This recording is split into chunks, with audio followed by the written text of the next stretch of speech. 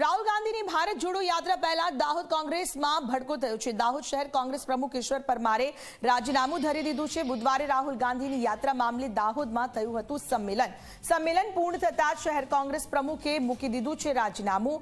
દાહોદ શહેરના અન્ય હોદ્દેદારો પણ આપી શકે છે રાજીનામું। રાહુલ ગાંધીની યાત્રા મામલે દાહોદમાં સંમેલન હતું। સંમેલન પૂર્ણ થતાની સાથે શહેર કોંગ્રેસ પ્રમુખે રાજીનામું મૂકી દીધું છે। એક બાદ એક કોંગ્રેસમાંથી રાજીનામા। ત્યારે દાહોદથી સમાચાર, દાહોદ શહેરના અન્ય હોદ્દેદારો પણ આપી શકે છે રાજીનામું। અરીન ચાલિયા જોડાયા છે વધુ વિગત સાથે। અરીન, જણાવશો કે જે રીતે એક બાદ એક રાજીનામા કોંગ્રેસમાંથી પડી રહ્યા છે, વાત દાહોદની કરીએ કે જ્યાં ભારત જોડો યાત્રા પહેલા જ કોંગ્રેસમાં ભડકો।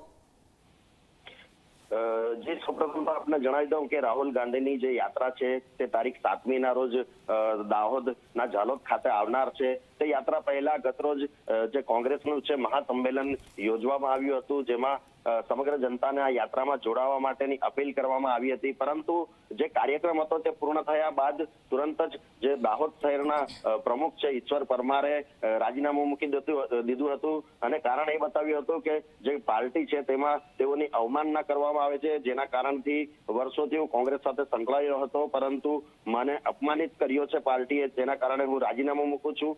તેમના રાજીનામા બાદ જે અન્ય કાર્યકર્તાઓ છે તેઓ પણ આજરોજ રાજીનામું મૂકે તો નવાઈ નહીં। જી, આભાર આપનું તમામ માહિતી બદલ।